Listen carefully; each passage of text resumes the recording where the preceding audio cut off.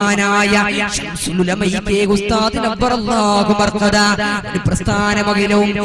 നോക്കൂ, എന്താണ് അവരുടെ ജീവിതം, എന്താ എത്ര മനോഹരമായിരുന്നു അവരുടെ ജീവിതം. ഈ സമൂഹത്തിന്റെ പ്രതീക്ഷയും ആശ്രയവുമായിരുന്ന സൂര്യജ്യോതിസായിരുന്നു, വിജ്ഞാനത്തിന്റെ പാരാവാരമായിരുന്നു മഹാനായ ശംസുൽ ഉലമായി ഇ.കെ. ഉസ്താദ് നബ്ബറല്ലാഹു മർഖദ. അവർ വഫാത്താകാൻ കിടക്കുന്നത് ഇന്നും നിലവിലുള്ള ഇന്നുമുള്ള കോഴിക്കോട് ഫാത്തിമ ഹോസ്പിറ്റലിൽ വെച്ചുകൊണ്ടാണ്. ഫാത്തിമ ഹോസ്പിറ്റലിൽ വെച്ചുകൊണ്ട് ലോകത്തോട് വിട പറയാനിരിക്കുന്ന ശംസുൽ ഉലമയുടെ റൂമിലേക്ക് കടന്നു വരുന്നത് പ്രിയപ്പെട്ട ശിഷ്യന്മാരാണ്. അവരുടെ എല്ലാം മുമ്പിൽ വെച്ചുകൊണ്ട് ഉസ്താദ് പറഞ്ഞു പോയി, നിങ്ങൾ എന്റെ മുമ്പിൽ നിന്ന് മാറി നിൽക്കൂ, നിങ്ങൾ എന്റെ മുമ്പിൽ നിന്ന് മാറിക്കൊടുക്കണേ, മാറിക്കൊടുക്കണേ. കടന്നു വരാനുള്ള ആളുകൾ കടന്നു വരട്ടെ എന്ന് പറഞ്ഞപ്പോ മിനിങ്ങളെ നമ്മൾ ചിന്തിക്കണം, ആർക്ക് വേണ്ടിയാ മാറിക്കൊടുക്കി മാറിക്കൊടുക്കി എന്ന് ആരെ കുറിച്ചാ പറയുന്നത്? അല്ലാഹുവിന്റെ മാലാഖമാര് വരുന്നുണ്ട്. സ്വാലിഹീങ്ങൾ ലോകത്തോട് വിട പറയുമ്പോ അവരുടെ റൂഹ് പിടിക്കുമ്പോ മാലാഖമാരുടെ സാന്നിധ്യം ഉണ്ടാകും. അവർക്ക് വേണ്ടി മാറി കൊടുക്കാൻ പറഞ്ഞു. എന്നിട്ട് മഹാനായ ഉസ്താദ് പള്ളിയിൽ വെച്ചുകൊണ്ട് ഇമാമ് മുഅദ്ദിൻ അവിടെ വെച്ചുകൊണ്ട് അഷ്ഹദു അന്ന മുഹമ്മദർ റസൂലുള്ളാഹി എന്ന് പറഞ്ഞപ്പോ ഇവിടെയാണ് നമ്മൾ ചിന്തിക്കേണ്ടത്.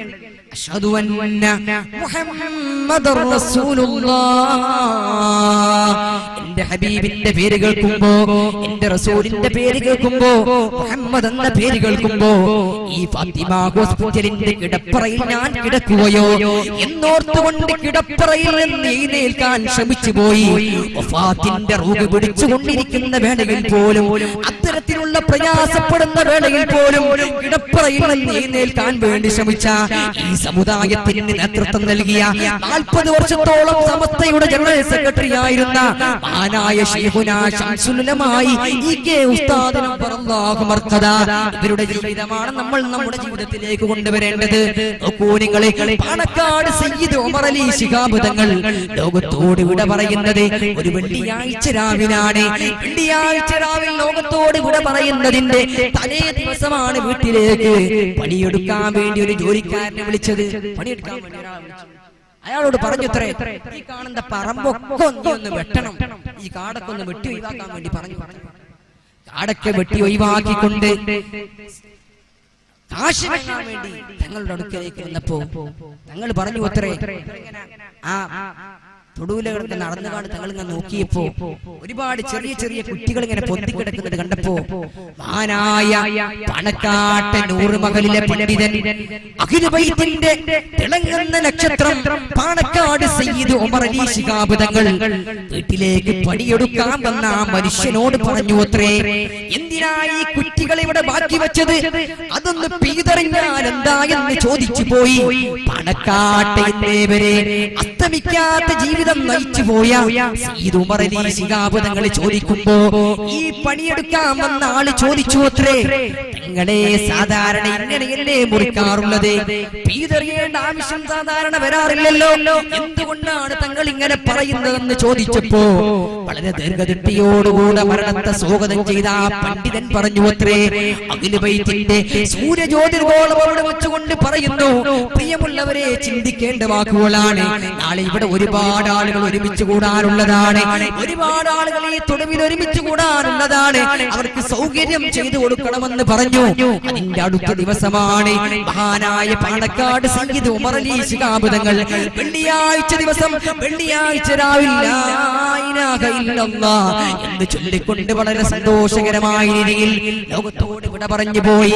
ഇവരെ കുറിച്ചാണ് റസൂലുള്ളാഹി പറഞ്ഞത്, മൻ അഹബ്ബ ലിഖാ അല്ലാഹ് അഹബ്ബല്ലാഹു ലിഖാ, അല്ലാഹുവിന്റെ ലിഖാ കൊതിച്ച മഹാന്മാരെ, അത്തരത്തിലുള്ള പണ്ഡിതന്മാർ, അത്തരത്തിലുള്ള സൂഫിയാക്കളെ, ആലിമീങ്ങൾ, പണ്ഡിതന്മാര്, ഇവരുടെ ജീവിതത്തിലൂടെയാണ് നമ്മൾ കടന്നു പോകേണ്ടത്.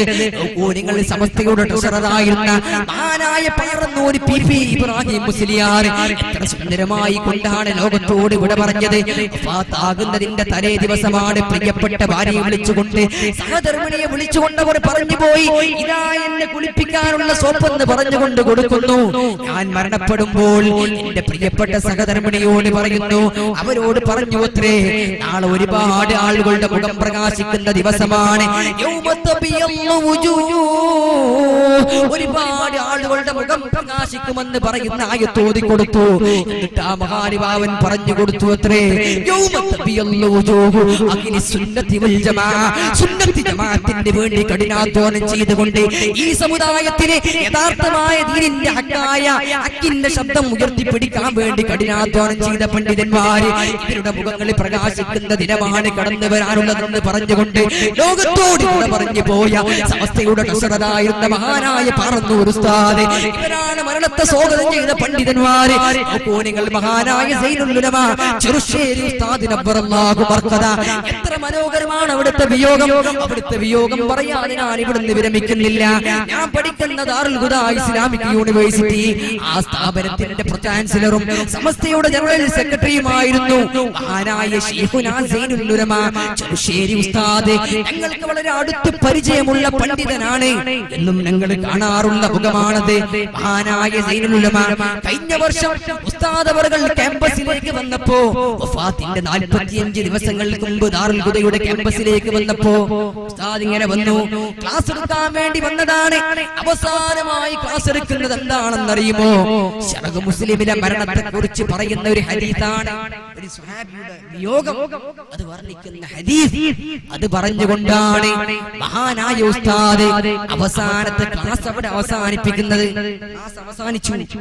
ഈ കൊല്ലത്തിന്റെ കഴിഞ്ഞ വർഷത്തിന്റെ തുടക്കത്തിൽ എല്ലാ വർഷവും തുഹ്ഫ ഓതി കൊടുക്കാറുള്ള ഉസ്താദിനെ അവിടുത്തെ ഉസ്താദായ KC മുഹമ്മദ് ബാക്കി ഉസ്താദ് വന്നുകൊണ്ട് മഹാനായ സൈനുൽ ഉലമ ചെറുശ്ശേരി ഉസ്താദിനോട് ചോദിച്ചു അത്രേ, ഉസ്താദേ, ഈ വർഷവും നിങ്ങൾക്ക് തുഹ്ഫ മതിയില്ലേ എന്ന് ചോദിച്ചപ്പോഴാണ് ഉസ്താദ് അസാധാരണയായിക്കൊണ്ട്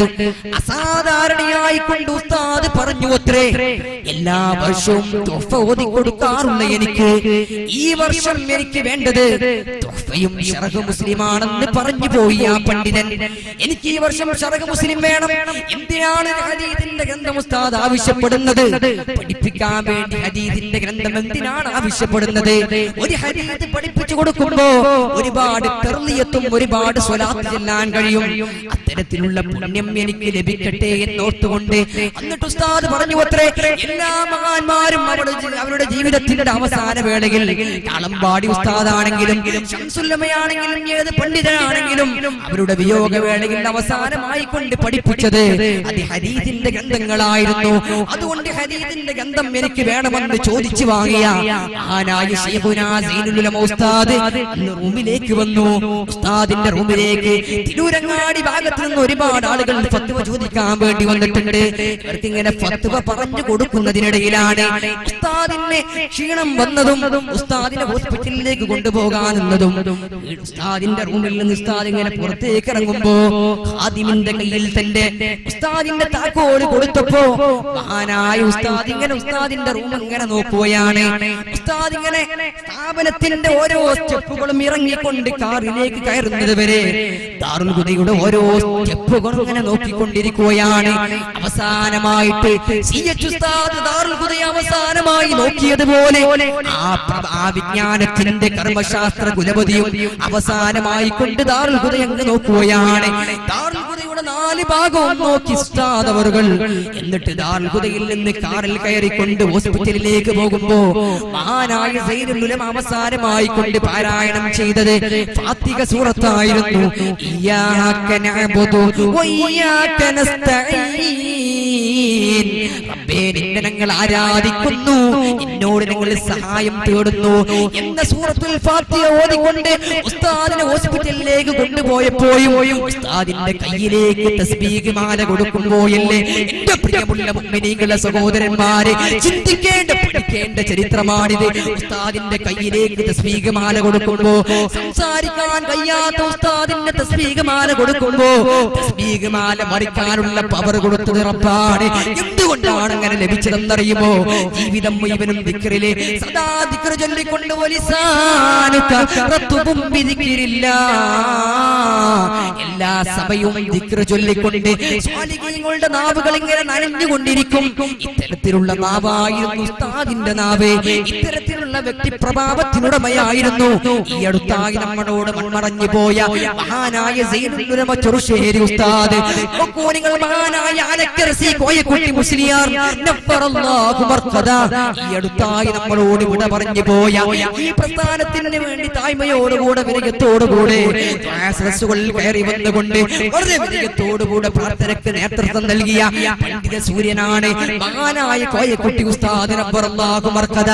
എങ്ങനെയാണ് ലോകത്തോട് വിട പറയുന്നത്? വഫാത്തിന്റെ ദിവസം പോലും അന്ന് മഗ്‌രിബിക്ക് പള്ളിയിലേക്ക് പോയിക്കൊണ്ട് ജമാഅത്തായി നിസ്കരിച്ചുകൊണ്ട് വീട്ടിലേക്ക് മടങ്ങി വന്നു. പ്രിയമുള്ളവരെ, മടങ്ങി വന്നതിന് ശേഷമാണ് കുടുംബക്കാരെ വിളിച്ചു വരുത്തിക്കൊണ്ടവരോട് പറഞ്ഞത്, എല്ലാ ദിവസവും ഞാൻ ചൊല്ലാറുള്ള എന്റെ ഔറാദുകൾ, എന്റെ ദിക്റുകൾ ഇന്ന് ചൊല്ലേണ്ടത് നിങ്ങളാണ് ചൊല്ലേണ്ടതെന്ന് പറഞ്ഞുകൊണ്ട് എന്റെ ദിക്റുകൾ മുഴുവനും നിങ്ങൾ ചൊല്ലണം, എന്റെ റൂമിൽ വെച്ചുകൊണ്ട് ചൊല്ലണമെന്ന് പറഞ്ഞുകൊണ്ട് കുടുംബക്കാരുടെ മുമ്പിൽ വെച്ചുകൊണ്ട് ദിക്ർ ചൊല്ലുന്ന ഒരു സദസ്സിൽ വെച്ചുകൊണ്ട് സൂറത്ത് യാസീൻ പാരായണം ചെയ്യുമ്പോ സ്വാലിഹീങ്ങളായ മുഅ്മിനീങ്ങളായ അമ്പിയാക്കൾ, ഔലിയാക്കൾ, ഇത്തരത്തിലുള്ള മഹാരഥന്മാർ, ഔലിയാക്കളും ആത്മീയ വ്യായസിൽ വികരിക്കുന്ന പണ്ഡിതന്മാരും അവരുടെ സ്വർഗത്തിലുള്ള രംഗം വിശദീകരിക്കുന്ന സലാമുൻ ഖൗലം മിർ റബ്ബിർ റഹീം, സലാമുൻ ഖൗലം മിർ റബ്ബിർ റഹീം. സൂറത്ത് യാസീനിലെ ആയത്ത് എത്തിയപ്പോഴാണ് ആ പണ്ഡിത സൂര്യൻ പറഞ്ഞത്, ലാ ഇലാഹ ഇല്ലല്ലാഹ് എന്ന് കലിമത്ത് തൗഹീദ് ചൊല്ലിക്കൊണ്ട് ലോകത്തോട് വിട പറയാനുള്ള സൗഭാഗ്യം ലഭിച്ച സമസ്തയുടെ പ്രസിഡന്റ് മഹാനായ കോയക്കുട്ടി ഉസ്താദ് ഇത്തരത്തിലുള്ള മഹാന്മാരെ കുറിച്ച്